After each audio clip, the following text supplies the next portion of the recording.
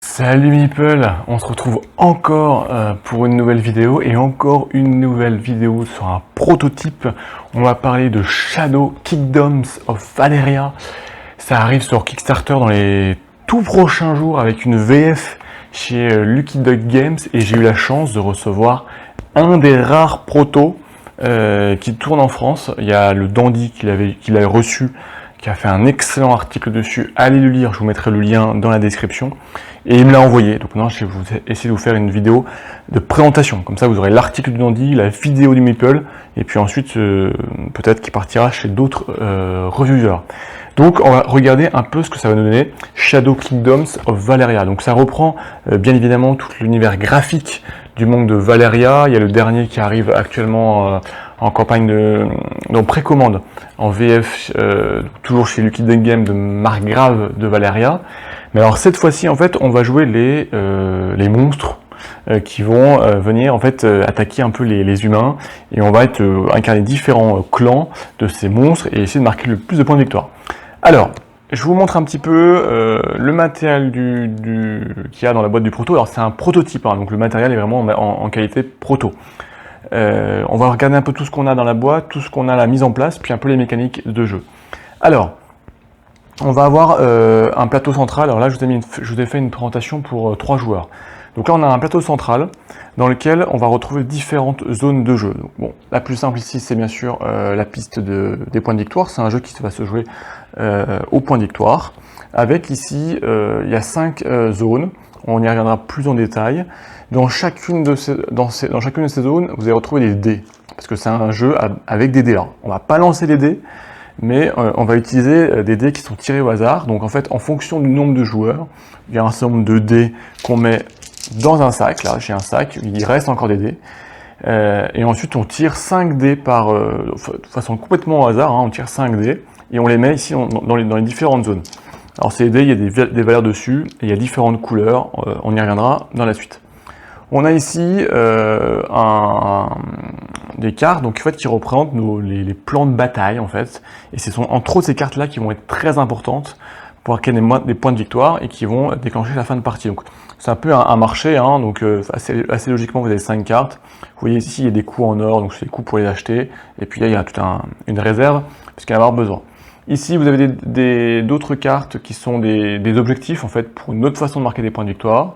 Et puis ici, vous avez tout un marché avec des champions. Il y a 3 types de champions.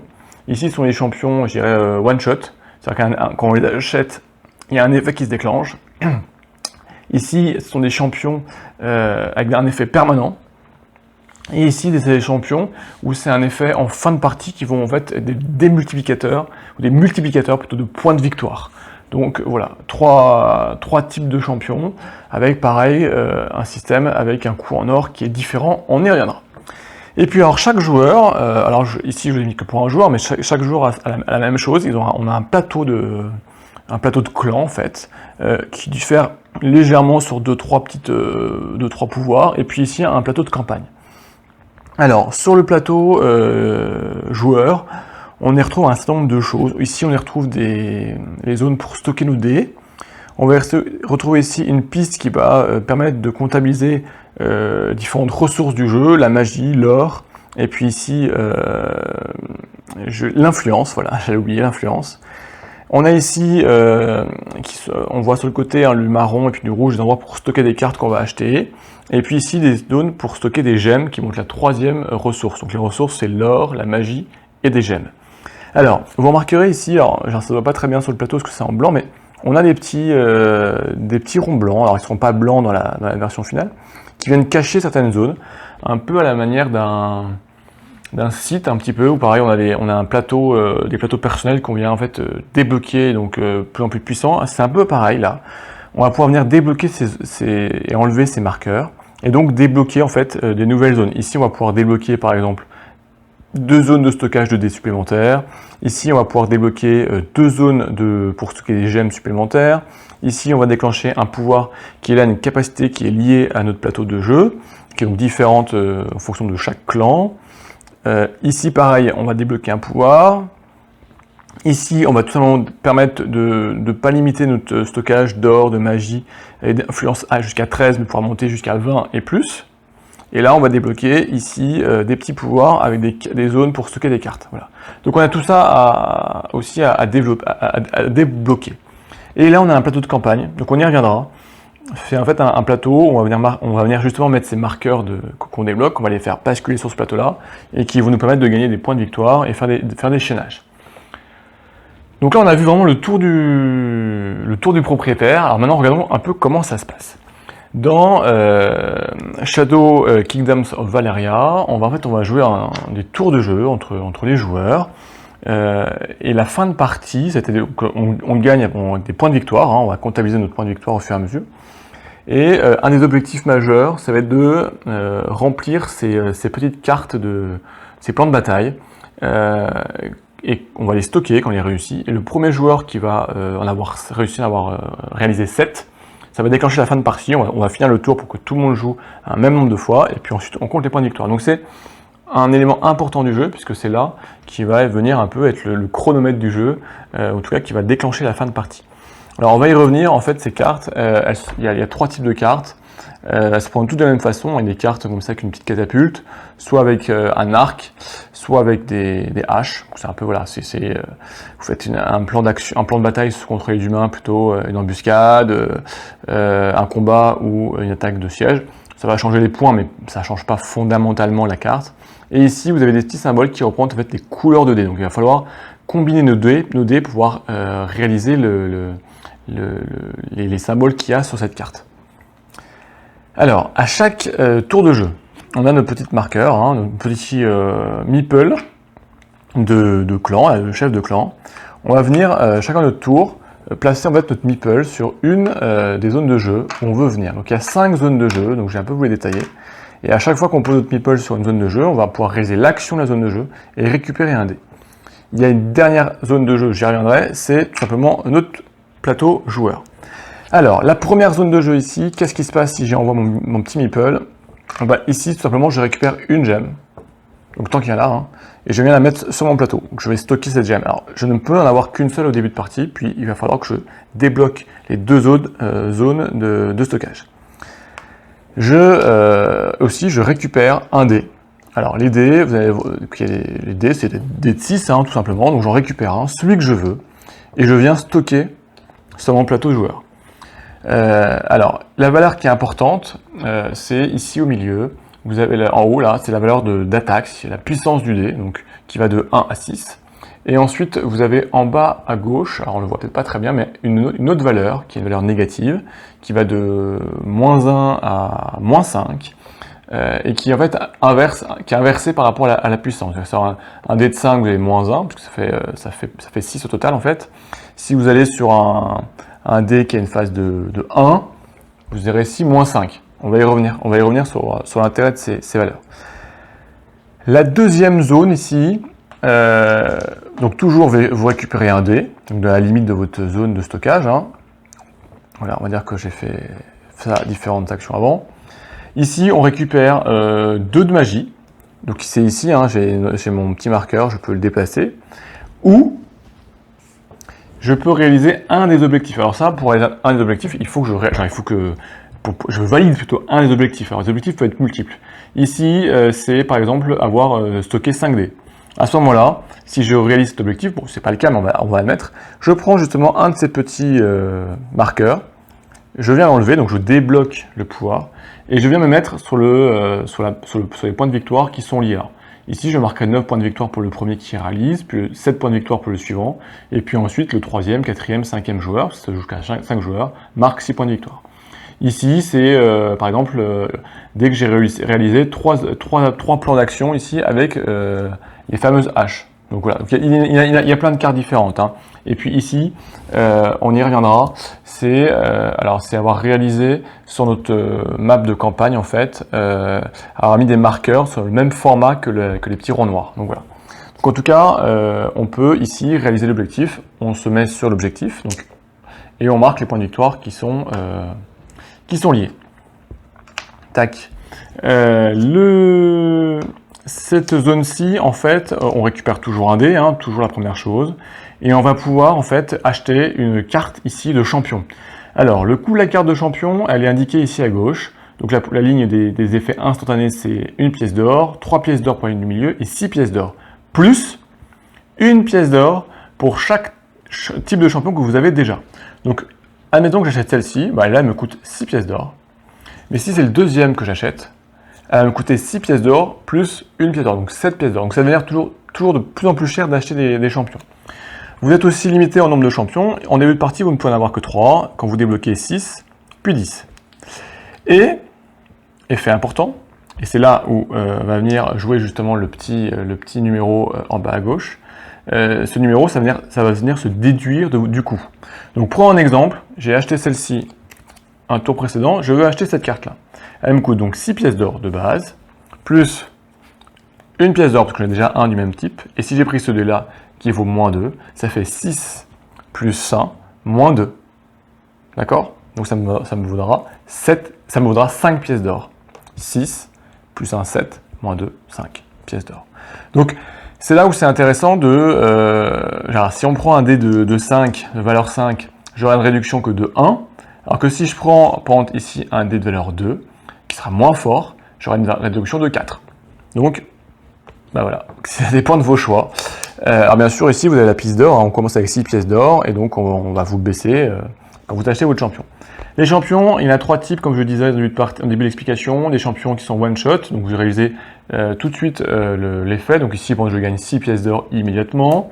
Ici, je gagne 1 point de victoire immédiatement, et je peux récupérer une carte qui se trouve ici. Ici, je gagne 2 points d'influence. Immédiat, c'est fait, on n'en parle plus. Ici, ce sont les effets qui sont permanents durant toute la partie. Par exemple ici, c'est à chaque fois que je vais gagner 1 ou plus de points d'influence, par différentes façons, je gagne 1 point de victoire. Ici, quand je vais réaliser des objectifs ici avec des haches, eh ben, j'aurai une force de plus 2. Ici, lorsque je vais réaliser des objectifs avec un arc, je vais avoir une force de plus 2. Voilà. Donc, c'est des effets qui sont permanents et qui se cumulent. Et enfin ici, alors on y reviendra à la fin, ce sont des champions qui viennent en fin de victoire avoir encore amélioré le nombre de points de victoire. Donc c'est en fin de partie. Mon petit meeple, si je viens ici dans la partie du bas, donc je récupère donc toujours un dé et je vais gagner en fait des pièces d'or égales à la valeur de réduction de mon dé. Donc si je prends un dé de 5, et ben je vais gagner une pièce d'or seulement. Donc vous voyez, toujours pareil, qu'est-ce que je privilégie?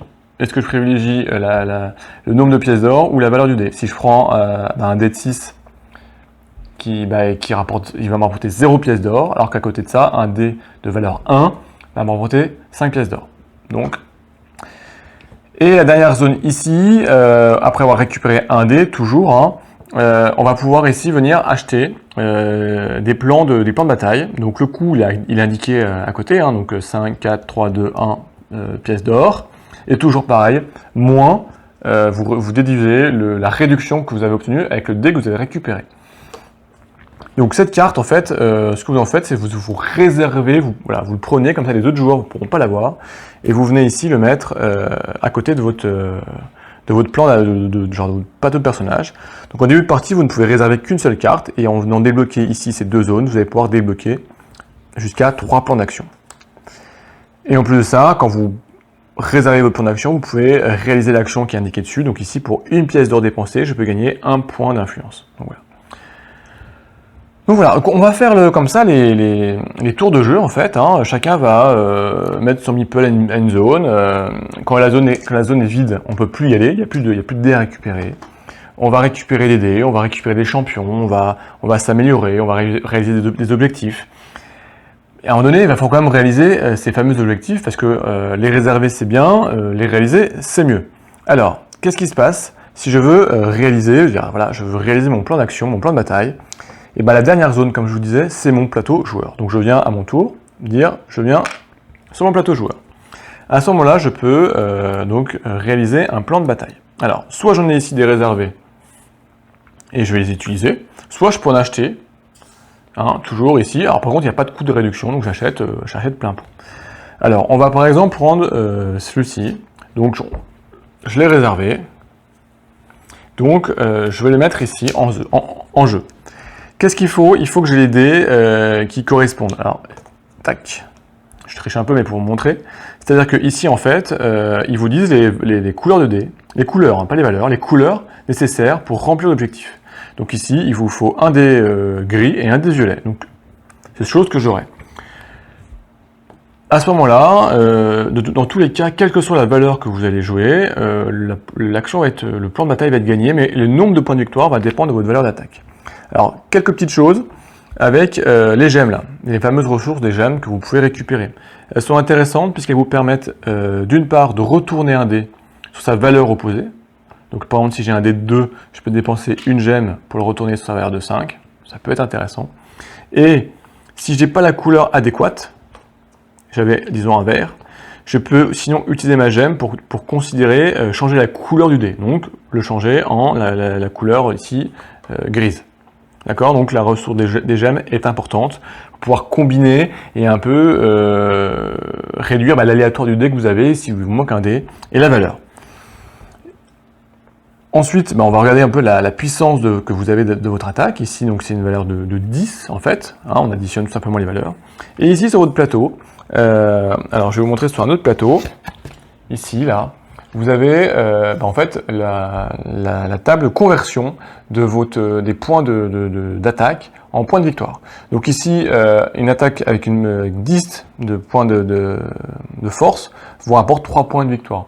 Donc vous allez vite voir que voilà, c'est intéressant d'avoir des grosses valeurs pour gagner beaucoup de points, puisque si vous êtes avec une valeur inférieure à 7, vous gagnez un seul point de victoire. Si vous réussissez à avoir jusqu'à 20 d'attaque, c'est possible quand vous avez 5 dés ou avec des grosses valeurs, il faut gagner jusqu'à 21 points de victoire. C'est énorme, il y a 20 points de victoire différents entre le moins inférieur à 7 et le supérieur à 20. Donc ça peut être très très fort. Donc ça, vous marquez les points de victoire. Les dés, on les remet dans votre petit sac.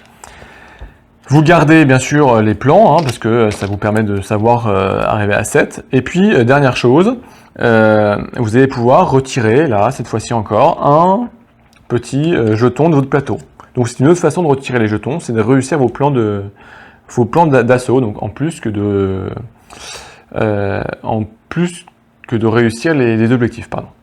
Et ces petits plans, vous venez les mettre, vous venez les mettre sur votre plan de campagne ici, où vous voulez. Voilà, bon. Alors, c'est intéressant puisque quand vous allez recouvrir, vous allez pouvoir marquer des points de victoire. Toujours intéressant. Donc là, par exemple, c'est une attaque avec des haches. Donc j'ai tout intérêt ici à venir, puisque si je recouvre une hache, je viens de réaliser, ça me donne 2 points de victoire supplémentaires. Alors que si je viens recouvrir ici les flèches, ça ne me rapporte pas de points de victoire, puisque ce n'est pas des flèches. Donc il faut que ça corresponde à votre attaque. Vous avez un système, si votre attaque était supérieure à 15, vous reportez 2 points de victoire. Si, en fonction du nombre de dés, de couleurs, voilà. Donc vous venez ici remplir un peu votre plan de bataille. Et au fur et à mesure, ce qui est intéressant, c'est que vous allez pouvoir aussi réaliser du chaînage. Quand il y a 2 jetons qui sont reliés par une chaîne, vous allez marquer le bonus qui est indiqué. Donc ce sont soit la magie supplémentaire, de l'or, des gemmes, ça va être des points d'influence, voilà, un certain nombre d'actions. Donc ça peut même être, vous pouvez le faire 2 fois, si vous venez ici, et vous allez marquer les 2 points d'influence et 3 pièces d'or. Vous allez venir comme ça combiner et faire maximiser vos points de victoire et vos ressources. Et c'est là où j'y reviens, puisque au fur et à mesure, vous allez faire une figure, voilà, n'importe quoi. Et c'est là, ça correspond à ça, justement, pour réaliser, c'est un des objectifs possibles, c'est de réaliser une certaine figure sur votre plan de campagne pour marquer d'autres points de victoire. Donc, je dirais les points de victoire, il y a vraiment beaucoup de façons de les remplir. Il y a, bien évidemment, la résolution des plans d'action, il y a les objectifs, il y a par des champions, par des champions en fin de partie qui vont multiplier vos points de victoire. Voilà. Et tout ça va combiner au fur et à mesure, vous allez marquer de plus en plus de points de victoire. Et le premier joueur qui arrive à 7 plans d'action, plans d'assaut résolus, met fin à la partie. On termine le tour pour que tout le monde joue le même nombre de tours. Je vous ai pas parlé de la magie, de la ressource de la magie. Alors ça sert à quoi? C'est important parce qu'en fait ça vous permet de dépenser 1 de magie pour venir en fait écluser retirer certaines cartes qui vous intéressent pas. Tiens, je dépense 1 de magie donc je passe à 2. Ça vous permet de retirer par exemple celle-ci parce que celle-ci vous intéresse pas, ou justement un joueur voudrait la prendre, vous pensez, vous allez la défausser et venir remplacer par une nouvelle carte. Ou pareil ici, vous pouvez venir faire ici, défausser une carte qui ne vous intéresse pas, ou qui pourrait intéresser un joueur, et venir mettre une nouvelle carte. Donc ça peut être intéressant de voir ce que vont prendre les autres joueurs, vous pouvez le voir par rapport au dé qu'ils stockent, regardez ce qu'ils envisagent, pour venir la défausser avant qu'ils ne l'aient et prendre les points de victoire. D'où l'intérêt de réserver des plans d'assaut, peut-être avant de dévoiler votre stratégie, pour être sûr de pouvoir les réaliser. Voilà, donc il n'y a pas une confrontation directe avec vos adversaires, mais il y a une confrontation indirecte en essayant de comprendre ce qu'ils vont faire et ce dont ils ont besoin, des couleurs de dés qu'ils ont besoin, des cartes qu'ils visent, pour peut-être les empêcher de les attraper, de les prendre et leur faire moins de points de victoire. Alors bien sûr, au fur et à mesure, les dés vont être pris par les joueurs, vont être défaussés, donc ça va se vider. Et alors, quand il va rester en fait au tour de jeu d'un joueur, quand il va rester, tac, quand il restera plus que 4 dés, ce qui se passe, c'est qu'on remet tous les dés dans le petit sac. Tac, tac. On mélange et on va remettre des dés. Alors cette fois-ci, on remet toujours, là, quel que soit le nombre de joueurs, on remet au hasard 4 dés par zone. Voilà, donc vraiment, voilà. Donc c'est la seule fois, entre guillemets, qu'il y a des dés qui sont sortis, vous n'avez pas de lancer de dés, quoi. C'est vraiment du posé de dés. Donc même si vous n'aimez pas les dés, ça devrait le faire. Tac, tac. 3 et 1, 4 au hasard, purement. Aussi, quand on fait ça, on vient défausser les cartes de héros, on en met des nouvelles. Donc ça permet de renouveler le plateau et d'avoir de nouveaux objectifs, des nouvelles cartes, donc des nouvelles stratégies. Voilà, on a fait le tour. C'est un jeu qui est très simple, qui est très abordable, je trouve. Il y a beaucoup de dés, mais on les lance pas, donc il n'y a pas de souci de ce côté-là. Même ceux qui sont allergiques aux dés, vous pouvez vous y lancer, il n'y a aucun souci. C'est un jeu qui s'explique très facilement, qui se joue très facilement. Au début, c'est pas compliqué. En revanche, il y a plein de façons de marquer des points de victoire. Les premières parties, vous allez beaucoup vous concentrer sur votre propre stratégie pour essayer de maximiser vos points de victoire. Les parties suivantes, vous allez en même temps essayer de regarder bien sûr vos stratégies, mais de regarder un peu ce que font les autres joueurs, vers quoi ils s'orientent pour essayer de contrecarrer leur plan pour avoir le maximum de points de victoire.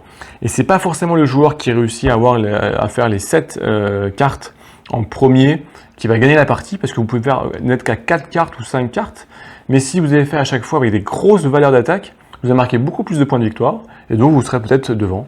Et en fin de partie, en plus, il ne faut pas oublier ici, vous avez des champions que vous aurez achetés qui vont multiplier vos points de victoire. Par exemple, ici, celui-ci va vous donner 3 points de victoire par gemme que vous avez. Donc ici, si vous avez débloqué et que vous avez stocké des gemmes, et ben ça vous donne 12 points de victoire potentiellement, quoi. Ici, c'est des points de victoire par carte plan d'action que vous avez résolu avec des dés avec une tête de squelette, c'est les dés gris. Voilà, donc ça va aussi, en fonction de ce que vous achetez, orienter vos plans d'action sur ce que vous voulez pour pouvoir multiplier vos points de victoire. On a fait le tour, donc ça c'est Shadow Kingdoms of Valeria, qui arrive donc en Kickstarter, en VO bientôt, et en VF chez Lucky Duck Game. Moi on retrouve le design de Margrave de Valeria, moi c'est un design que j'aime beaucoup. Voilà, il y a un côté... un peu, je sais pas, j'aime beaucoup ce côté un peu fun. On retrouve un peu bien sûr les mêmes iconographies de boîtes dans le monde de Valeria. Donc pour les joueurs qui connaissent déjà pour Margrave de Valeria, on retrouve les mêmes designs, donc ça aide à la compréhension des parties. Après c'est un jeu qui est complètement différent, mais dans le même univers, dans le même monde, mais cette fois-ci on est transporté du côté des monstres qui font tout pour être le plus grand des monstres qui attaquent les humains. Quoi dire d'autre? Eh ben, pas grand chose. Allez voir la campagne Kickstarter dès qu'elle va être lancée ou si elle est en cours au moment où la vidéo sort. Allez regarder, c'est juste un jeu qui est très intéressant, facile à apprendre, mais voilà, quelques petites stratégies assez sympathiques.